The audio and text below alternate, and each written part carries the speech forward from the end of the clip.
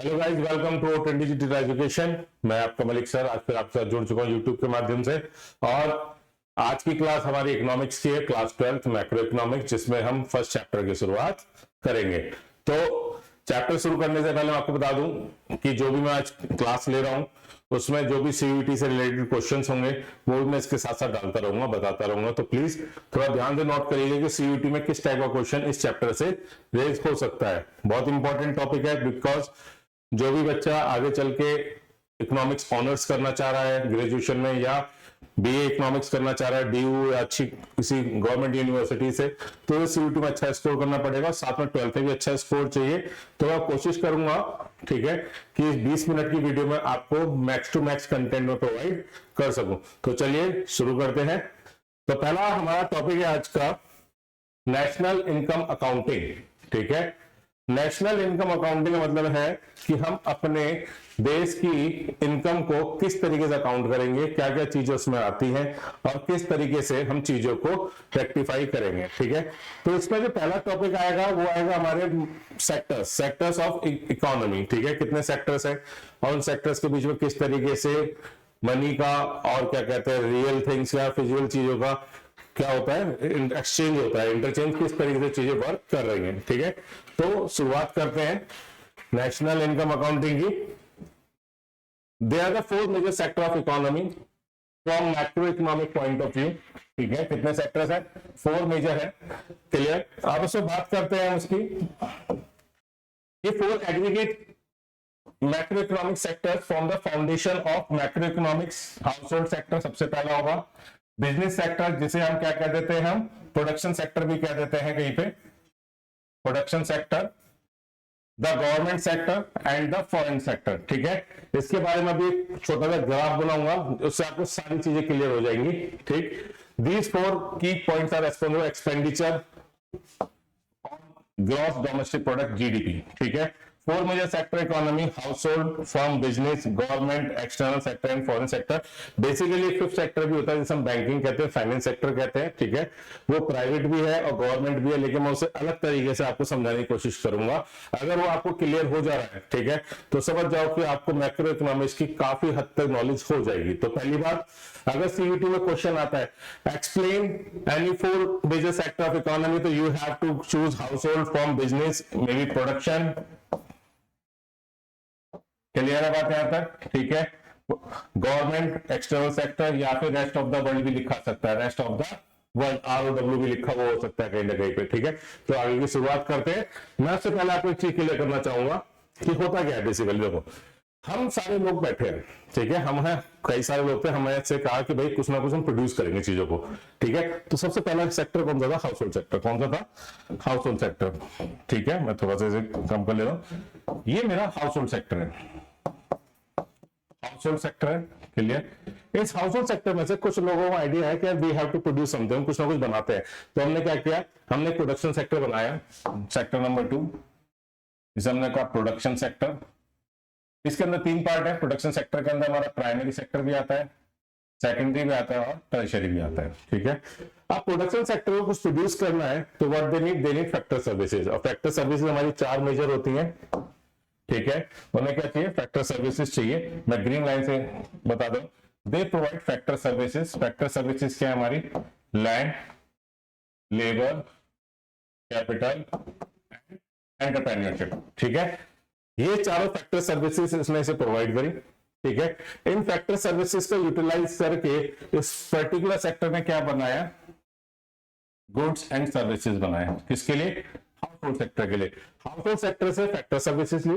ठीक है, factor service का यूज करके goods and services household sector कर दे। दिस द एक्सचेंज, अब यहां पे क्वेश्चन आएगा, the exchange of factor services and goods and service between household and the production sector is known as physical flow. Known as physical flow या real flow. इसे हम physical flow भी कहते हैं, रियल फ्लो भी कहते हैं। दूसरी बात, अगर कोई आपको फैक्टर सर्विसेज दे रहा है तो उसके बदले उसे क्या देनी पड़ेगी?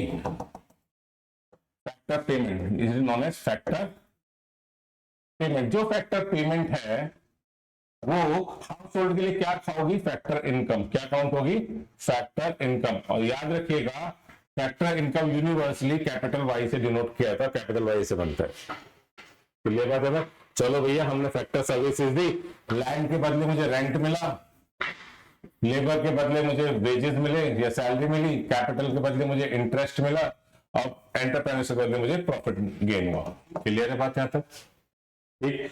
नेक्स्ट, हाउस होल्ड सेक्टर में क्या क्या इन सारी चीजें इनकम हुई। अब हाउस होल्ड सेक्टर क्या? कंजम्पशन। क्या है? Consumption. That is called consumption expenditure, capital C. वो पैसा किसके पास जाएगा? क्योंकि गुड्स एंड सर्विसेज फ्री में तो मिलेंगे नहीं, ठीक है, उसके बदले कुछ ना कुछ पेमेंट मिलेगा। That is known as total receipt. क्या कहते हैं मुझे? टोटल रिसिप्ट या टोटल इनकम जो है किसकी? प्रोडक्शन सेक्टर की। अब यहां पे छोटा क्वेश्चन आता है, the flow of factor payment from production to household and payment of consumption expenditure from household to production is known as money flow and nominal flow। Clear बात यहां तक? ये टू सेक्टर मॉडल इकोनॉमी है हमारी, जिसमें कल दो sector काम कर रहे हैं, एक गवर्नमेंट है और एक दूसरा मेरे पास प्रोडक्शन सेक्टर है। क्लियर बात यहां तक? अब कहानी क्या आती है कि भैया इन दोनों के बीच में चल रहा है, हम कहते हैं सर्कुलर फ्लो ऑफ इनकम। क्या कहते हैं? Circular flow of income. Payment I as a income I, consumption इसकी टोटल रिसिप्ट के बाद हो। यानी कि यहाँ पे क्या कहते हैं कि factor payment always equals to factor income, consumption expenditure always equal to total receipt. Clear है बात यहां तक? ये था दो सेक्टर का काम। ठीक। अब क्या हुआ आगे? हमने एक छोटा सा थर्ड सेक्टर लेके आया यहाँ पे। थर्ड सेक्टर था बैंकिंग। क्या था? बैंकिंग। अब बैंकिंग का काम क्या था कि मान लो आपके फादर की 10 लाख रुपए इनकम है, सारा तो कंजम्पशन पे नहीं जाएगा, कुछ पैसा क्या होगा? सेविंग। क्या होगा? सेव होगा। तो सेविंग कहां जाएगी? प्रोडक्शन बैंकिंग में। बैंकिंग उसके बदले आपको क्या देगा? इंटरेस्ट या लोन, जो भी आपको चाहिए, रिक्वायरमेंट चाहिए। क्लियर? इस सेक्टर का काम क्या है? केवल पैसे को कैलकुलेट करना या पैसे को सेव करना, आपको प्रोवाइड कराना। सेम चीज प्रोडक्शन सेक्टर का, बहुत सारा पैसा आया, उसकी सेविंग कहां गई? यहाँ पे। उसके बदले इसने क्या लिया? इससे लोन लिया और यहाँ पे इसने इसकी सेविंग करी। क्लियर है बात? क्या था? ये सारे फ्री काम कर रहे थे। ठीक है, यानी किसी का कोई कंट्रोल नहीं है, कितनी इनकम, क्या रेंट तय हो रहा है, कितना इंटरेस्ट जाना है, कितना लोन देना है, सारी चीज। This thing is known as free economy. Free है। क्या है? तो कोई कंट्रोल नहीं है किसी भी चीज का। क्या कह रहा हूं मैं? किसी भी चीज का कोई भी कंट्रोल नहीं है। ठीक है, चलो भैया यहां तक की बात क्लियर, मैं इसे रद्द कर दे रहा हूं। ठीक है, अब जब देखा कि तीनों चीजें फ्री हैं, तो फोर्थ सेक्टर निकल के आया। फोर्थ सेक्टर निकल के आई गवर्नमेंट, जो आपके यहाँ पे थर्ड सेक्टर में काउंट होती है। ठीक है, गवर्नमेंट कहती है कि भाई हाउस होल्ड के पास जाओ, पहले किसके पास जाओ? हाउस होल्ड के पास जाओ। बोले भाई एक काम करो, मुझे क्या दे दो? पर्सनल इनकम टैक्स दो पहले। तो आप क्या दो? Personal income tax. House hold लेगा जी, चलो जी ठीक, हम पैसा कमा रहे हैं, दे देंगे आपको, लेकिन क्यों दें, हमें क्या मिलेगा उसके बदले? गवर्नमेंट कहती नहीं यार, ऐसे थोड़ी है, फ्री में कुछ नहीं देनी है। लूटती है गवर्नमेंट, वी नो दैट, लेकिन क्या फ्री में कुछ नहीं देंगे हम आपको, इसके बदले क्या देंगे? बहुत सारी चीज। सबसे पहले हम देंगे आपको सब्सिडी। सब्सिडी दे दी भैया। ठीक है, सब्सिडी के बाद बोले हम आपको देंगे वेलफेयर। वेलफेयर किसका काम है? गवर्नमेंट का। जैसे हॉस्पिटल, ठीक है, रोड्स, ब्रिज, ये सारी चीजें क्या है? वेलफेयर का काम है। चाइल्ड सेफ्टी, वुमेन सेफ्टी, ठीक है, ये सारे क्या वेलफेयर का पार्ट है। क्लियर है बात यहां तक? उसके बाद गवर्नमेंट कहती है नहीं यार, प्रोडक्शन सेक्टर के पास जाओ। बोले भाई पहले एक काम करो, आप जो भी चीज प्रोड्यूस करो उसके लिए मुझे दे दो GST, that is indirect tax. कौन सा टैक्स है? Indirect tax. ठीक है, दे दिया। दूसरा क्या था? बोले आप कॉर्पोरेशन रन कर रहे हो, मुझे कॉर्पोरेशन टैक्स भी दे दो। क्या दे दो? कॉर्पोरेशन टैक्स भी दे दो। दे दिया भैया। गवर्नमेंट क्या प्रोडक्शन सेक्टर कह रहा है, बोले यार सारी चीजें मैं करूं, है पैसा, रेंट भी दे रहा हूँ, सैलरी भी दे रहा हूँ, इंटरेस्ट भी दे रहा हूँ, प्रॉफिट शेयरिंग, ये सब, उसके बाद आपको टैक्स भी हो, मुझे क्या बेनिफिट है? गवर्नमेंट कहती है नहीं यार ऐसा नहीं है, हमें वेलफेयर करना है तो हमें आधी चीजें आपसे चाहिए, हमें हमारे गवर्नमेंट की भी कंजम्पशन है। ठीक है, जो हम बात करेंगे एक्सपेंडिचर मेथड में। ठीक है, गवर्नमेंट कहते हैं मैं तुझे देती हूँ सब्सिडी। गवर्नमेंट ने सब्सिडी दे दी। ठीक है, गवर्नमेंट ने सबको कंट्रोल किया। गवर्नमेंट आया बैंकिंग सेक्टर का, बोले भाई मेरे पास बहुत सारा पैसा है, मेरी सेविंग कहाँ रख लो? अपने पास रख लो। गवर्नमेंट की सेविंग किसके पास गई? बैंक के पास। अब गवर्नमेंट की कुछ ऐसी स्कीम्स आती हैं जिससे गवर्नमेंट को पैसा चाहिए, पैसा कहां से लेगी? बैंक से। ठीक है, कौन सा बैंक देता है? आरबीआई। ठीक है, तो गवर्नमेंट ने कहा कि भैया मुझे जरूरत है, आप मुझे वापस क्या दे दो? लोन दे दो। चलो जी, बहुत बढ़िया। Now government is going to control all these three sectors. ठीक है, it is known as control economy. क्या हो गया? कंट्रोल आ गया गवर्नमेंट का सब चीज के ऊपर। Very good. अब इस इकोनॉमी का ये जो इकोनॉमी है इसका किसी के साथ कोई लेना देना नहीं है। मान लो जैसे तुम किसी सोसाइटी में गए, तुम्हारा पड़ोसियों से कोई लेना देना नहीं है, किसी तरह का चीनी चाय पत्ती का लेन देन नहीं चल रहा भैया, ठीक है। That is known as closed economy. क्या कहेंगे उसे? क्लोज, किसी का कुछ लेना देना नहीं है। बहुत बढ़िया, सब अच्छा चल रहा है। हमने कहा प्रोडक्शन सेक्टर कहता है यार मेरे पास जो रिसोर्सेज आ रहे हैं, मेरा तो प्रोडक्शन बहुत ज्यादा है, यहाँ पे कंजम्पशन कम है, मैं क्या करूंगा? मैं तो ट्रेड करना चाह रहा हूँ। क्या करना चाह रहा हूँ? ट्रेड। यहाँ पे फिफ्थ सेक्टर इन्वॉल्व हुआ, rest of the world. Her country के अंदर ये जो मेजर 4 सेक्टर्स हैं जो मैंने भी इधर बनाए हैं, 1 2 3 4, 1 2 3 4, ये चारों आपस में एक दूसरे से जुड़े पड़े हैं अच्छे तरीके से। क्लियर है बात यहाँ तक? ठीक, ये सारे जुड़े हुए। अब प्रोडक्शन सेक्टर कहता है कि भैया मेरे पास तो क्या चीजें बहुत सारी हैं, मैं तो नहीं मानता इस बात को, मैं तो यहाँ से क्या करूंगा? एक्सपोर्ट। क्या करूंगा? एक्सपोर्ट, बाहर के लिए मुझे चाहिए पैसा। रेस्ट ऑफ द वर्ल्ड कहता है ठीक है, तू एक्सपोर्ट करेगा तो तुझे बहुत सारी चीजों की जरूरत भी पड़ेगी, तू मेरे से क्या कर? इंपोर्ट। ठीक है, प्रोडक्शन सेक्टर ने क्या किया? एक्सपोर्ट, और रेस्ट ऑफ द वर्ल्ड से क्या आ रहा? इंपोर्ट। तो एक्सपोर्ट माइनस इंपोर्ट को हम कहते हैं नेट एक्सपोर्ट। क्लियर है बात यहाँ तक? कोई डाउट यहाँ तक? बहुत सिंपल सी चीज है, ध्यान से समझना। अगर ये समझ में आ गया ना, पूरी मैक्रो इकोनॉमिक्स पूरी सी चार्ट सी डायग्राम के अंदर चल रही है। अब भैया बहुत सारी बात, अब कुछ जो हाउस होल्ड वाले थे ना, वो कहते हैं यार हम तो यहाँ पे तो रह ही रहे, हमारा तो यहाँ पे भी इन्वेस्टमेंट है, बाहर के लोग इन्वेस्टमेंट है, ठीक है। अब बाहर से जो भी कोई पैसा आएगा, ठीक है, फैक्टर इनकम जो भी आएगा, फैक्टर इनकम जो भी जा रही है, वो सारी किसके थ्रू जाएगी? बैंकिंग सेक्टर के थ्रू। किसके थ्रू जाएगी? बैंकिंग सेक्टर के थ्रू, ठीक है। यहां से पैसा क्या? फैक्टर इनकम टू अब्रॉड, ठीक है।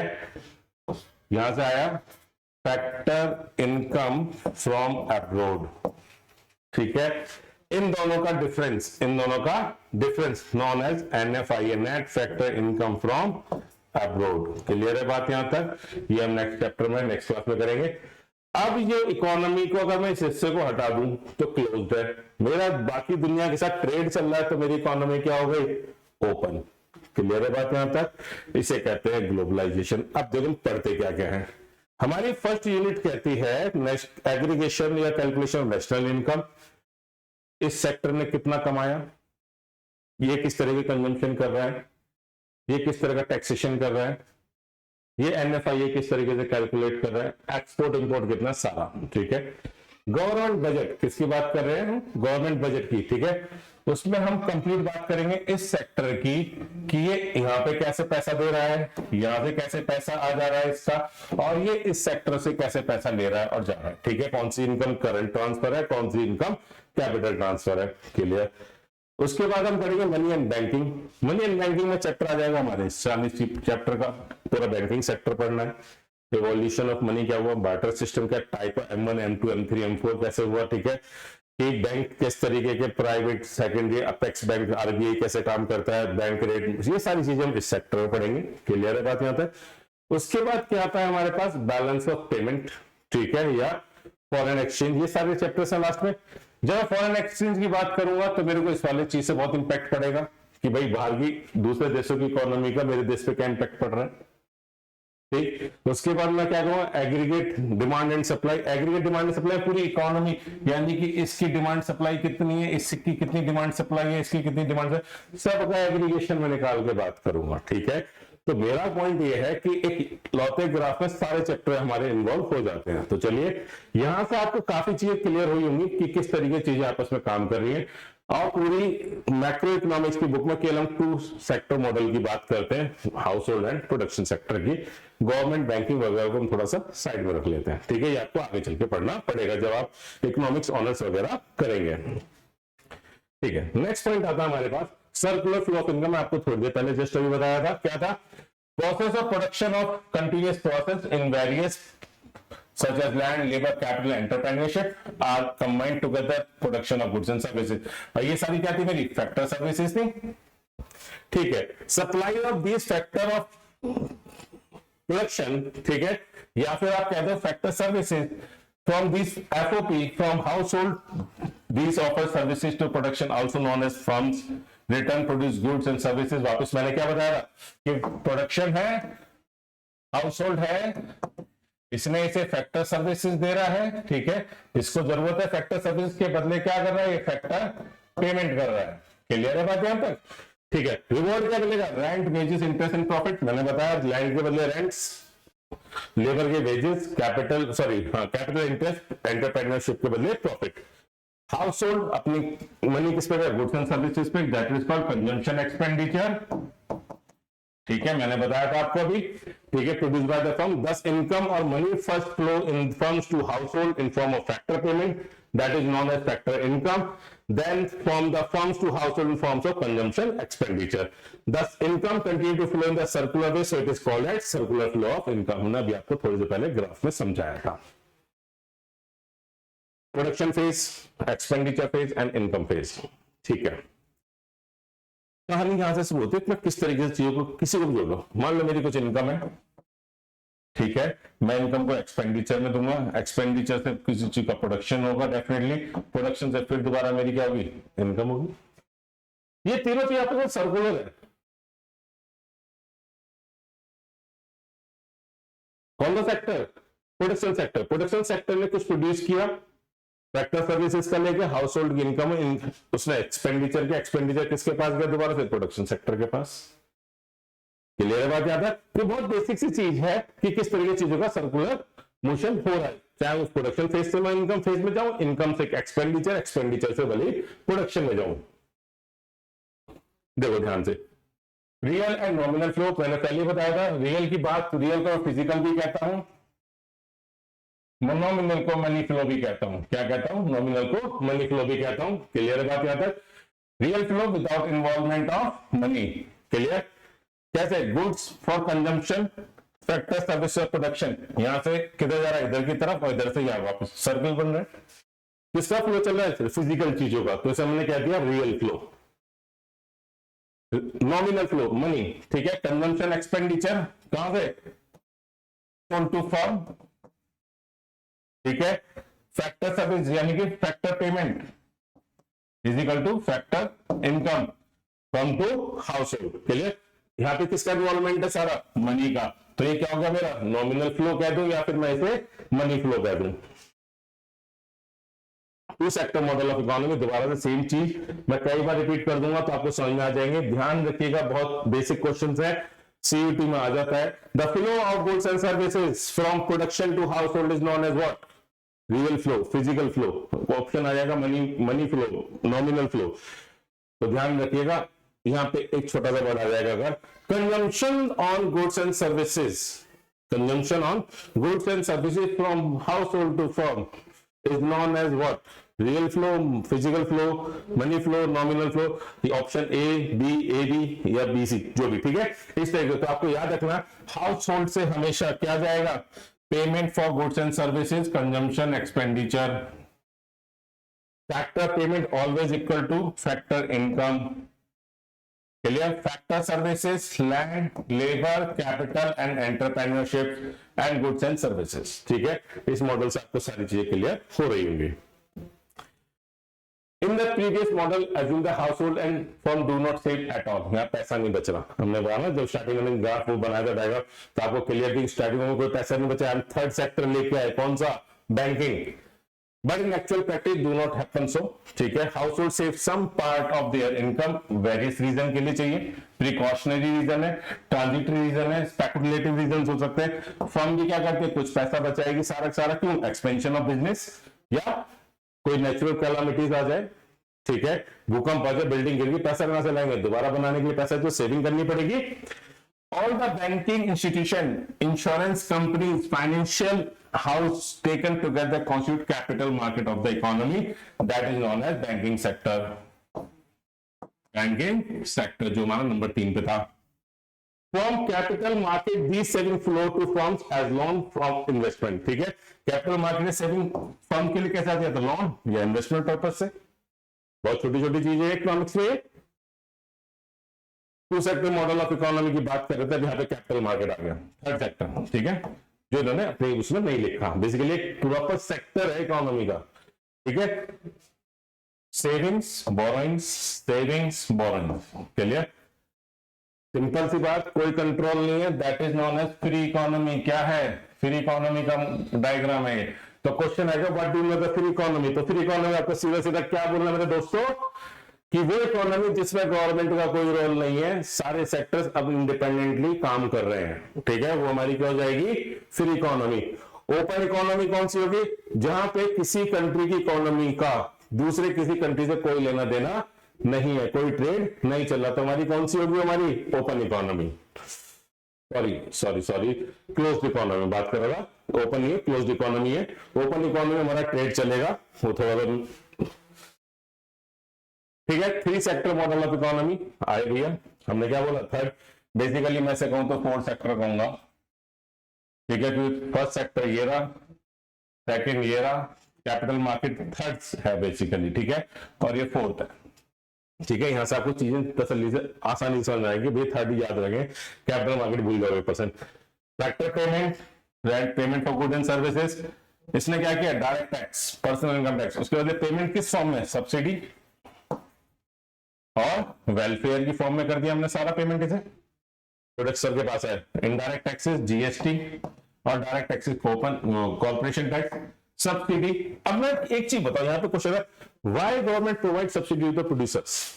ठीक है, इसकी छोटी सी कहानी बताता हूं। देखो, मान लो एक कंपनी है, ठीक है, हेड एंड शोल्डर शैम्पू बनाती है। अब हेड एंड शोल्डर को पता है कि भाई जो मेरा बड़ा वाला डिब्बा है वो 400 रुपए का सोल्ड आउट होता है और पाउच 1 रुपए का सोल्ड आउट होता है। दिल्ली और मुंबई, ठीक है, मुंबई में फैक्ट्री है हेड एंड शोल्डर की, उसका प्रोडक्ट सारा कहां सोल्ड आउट होना है, दिल्ली में, ठीक है। एक ट्रक आ रहा है किराए पे, ट्रक का टोटल जो फेयर है, ठीक है, सारी चीजें लगा के 1 लाख रुपए है। जब उसने 400 रुपीज वाले डिब्बे भेजे तो 400 रुपीज का मान लो कि 25 लाख रुपए का सामान उस ट्रक के अंदर आया। किराया कितना का, 1 लाख रुपए की, स्पेस ज्यादा थी, चीजें उतनी नहीं, ठीक है, यहां पे बिका। अब गवर्नमेंट को पता है कि भैया यहाँ पे कुछ लोग ऐसे भी हैं, हमारे देश की बहुत सारी पॉपुलेशन जो है डेली वेजेस पे काम करती है, कि डेली कमाएगी, ठीक है, और डेली खाएगी, उसके पास कोई सेविंग नहीं है, वो ज्यादा 400 रुपए तो उसकी टोटल दिन की इनकम नहीं है, तो शैम्पू कहां से यूज कर लेगा। गवर्नमेंट कहती है कि नहीं यार, तुम एक काम करो, तुम 1 रुपए वाले पाउचेस भी बनाओ, जो तुम्हारा 400 वाला प्रोडक्ट है मैं उस पर शायद जीएसटी ज्यादा ले लूं या उस पर एक्साइज ड्यूटी ज्यादा ले लूं, जो मुझे करना है। जो 1 रुपए वाला प्रोडक्ट है मैं उस पर ना आपको टैक्स रिबेट कर दूंगा, ठीक है, यानी कि मैं उस पर टैक्स नहीं लगा रहा आपको, अब वो टैक्स फ्री है, चलो ठीक है, गवर्नमेंट का मैं टैक्स पे कर दूंगा उसके लिए जो भी जाना है, ठीक है। अब जो 1 रुपए वाला प्रोडक्ट है, ठीक है, वो भी ट्रक में आना है, ट्रक का किराया उसके लिए भी 1 लाख रुपए, लेकिन उसमें माल आ रहा 10 लाख रुपए का केवल, क्योंकि वो स्पेस ज्यादा लेंगे छोटे छोटे। तो गवर्नमेंट प्रोडक्शन सेक्टर को लॉस हो रहा है, बोले भाई मैं तो तब भी 1 लाख रुपए पे कर रहा हूँ, तब भी 1 लाख रुपए पे कर रहा हूँ, मैं 25 लाख वाला काम क्यों ना करूं। तो गवर्नमेंट कहती नहीं यार देख सुन, ऐसा हमें दोबारा राजनीति में आना, ठीक है, तो एक काम कर ले, तो मुझे सब्सिडी ले ले, ठीक है, सब्सिडी ले ले, या फिर एक काम कर रिबेट करा ले, या टैक्स मत दे उस पे, अब फिर ये भेजने को तो जनता को खुश रखना, वो वोट में अगले 5 साल क्यों देंगे। तो इसलिए गवर्नमेंट इन चीजों को क्या करती है, सब्सिडी प्रोवाइड करती है। क्लियर बात यहाँ तक। नेक्स्ट चलते हैं आगे। 4 sector model of economy, basically 5 sector model of economy, वो मेरा क्लोज एंड ओपन वाला यहाँ क्लियर कर देता हूँ। ये थर्ड था, फर्स्ट था, सेकंड था, फोर्थ था और ये फिफ्थ है। इस रेस्ट ऑफ द वर्ल्ड के अंदर 4 सेक्टर है, ठीक है, अदर कंट्रीज के अंदर। क्लियर बात यहाँ तक। प्रोडक्शन कहता है कि भैया पीएफई कुछ नहीं है, ये एक्सपोर्ट है, ये इंपोर्ट है। क्लियर, एक्स और एम याद रखोगे ज्यादा याद रहेगा। Clear, production sector rest of the world के साथ क्या कर रहा है, एक्सपोर्ट एंड इंपोर्ट। अगर मैं इस सेक्टर को हटा दूं, क्लोज इकोनॉमी, ठीक है, इस सेक्टर को मैं जोड़ दूं, क्या कर दूं, जोड़ दूं, तो मेरी क्या हो जाएगी, ओपन इकोनॉमी। क्लियर, ये एक्सपोर्ट और ये इंपोर्ट। क्लियर, बहुत बढ़िया। अब सब्सिडी मिल गई, 4 सेक्टर चल रहे, transfer payment, factor payment, social services, सारी चीजें आ रही है, आपने लिख दी। सेविंग बोरोइंग चल रहा है, आप तो सारी चीजें ले। इसका जो मेन काम है, ठीक है, पेमेंट में रिपीटेशन एक्सपेंडिचर, यहां से सीधा बेसिकली वो एनएफआई है, यहाँ पे factor income from abroad, factor income to abroad, ठीक है, ये सारा का सारा बेसिकली इस वाले सेक्टर से इन्वॉल्व होता है। गवर्नमेंट तो उस पर वॉच रखती है, ठीक है, कि भैया कितना पैसा आया, कहां गया, काम सारा कौन करेगा, capital market, that is known as banking sector. Clear है बात यहाँ तक। आगे क्या करते हैं, इसमें आता है विड्रॉल एंड इंजेक्शन, 2 टॉपिक आते हैं, ठीक है, कि इकोनॉमी में से विड्रॉल क्या होता है और इंजेक्शन क्या होता है। देखो सिंपल सी बात है, इंजेक्शन आपके भी लगे होंगे, अभी तो कोविड में सबके लगे, बचपन में बतेरे लगे होंगे, ठीक है। विड्रॉल क्या है? In reality leakage from an addition to the circular flow of income and expenditure, ठीक है। कहां से लीकेजेस, कहां से आ रहा है और एडिशन कहां से हो रहा है इनकम और एक्सपेंडिचर मैटर में? Leakages and addition are also called at withdrawals and injections respectively, यानी कि पैसा कहां गया, लीक होकर निकल गया, विड्रॉल हो गया, दोबारा से पैसा इन्वेस्टमेंट की फॉर्म में आ गया, दैट इज इंजेक्शन फॉर्म में हो गया। तो यहां पे इस चैप्टर में बहुत बेसिक चीज थी कि कैसे चीजों का फ्लो हो रहा है, 2 सेक्टर के बीच में, 3 सेक्टर का काम किया है, 4 सेक्टर का काम किया है, 5 सेक्टर का काम किया है, ठीक है। तो आगे विड्रॉल्स क्या है देख लेते हैं। Amount that is set aside by household and the firm and is not spent on the domestic produced goods and services. जैसे हाउसहोल्ड सेट अपना income old age and against the loss of job, क्या कहते हैं, income हुई 10 लाख रुपए, ठीक है, 5 लाख रुपए कैश निकाला, सेव कर दिया, इकोनॉमी से 5 लाख रुपए विड्रॉल, खत्म, है नहीं transaction, that is known as black money. कैसे देखो, ब्लैक मनी का काली नहीं होती, ब्लैक मनी वो है जिसका हिसाब नहीं गवर्नमेंट के पास, जो इकोनॉमी में सर्कुलेट ही नहीं हो रही, ठीक है। अब जैसे कि आप लोगों के घर में पेरेंट्स में है, सब लोग हैं, किसका बिजनेस हुआ, कुछ भी चीज होगी, जो पैसा आप बैंकिंग सेक्टर के थ्रू ले रहे हैं, ठीक है, वो गवर्नमेंट की नजर में है, लेकिन जो पैसा आप कैश ले रहे हैं, ठीक है, उसका कोई टैक्स पे नहीं कर रहे, वो पैसा आपने इकट्ठा करके अपने घर की तिजोरी में कहीं तहखाने में छुपा के रख रखा है, तो उसका कोई रिकॉर्ड नहीं है कि वो पैसा आपके पास आया कहां से, ठीक है, that is known as black money, इसे कहते हैं विड्रॉल, ठीक है। सेविंग इज द विड्रॉल, ठीक है, घर पे बैंक में कर रहे हो तो इकोनॉमी में है पैसा, सर्कुलेट हो रहा है बैंकिंग सेक्टर के थ्रू, हम पढ़ेंगे वो चीज, ठीक है। When saving are invested they take from the injection, क्या बना, मैंने 5 लाख रुपए इनकम थी, 2 लाख में 3 लाख रुपए मैंने क्या इन्वेस्ट कर दिया, ठीक है, तो मैंने इंजेक्ट कर दिया इकोनॉमी के अंदर।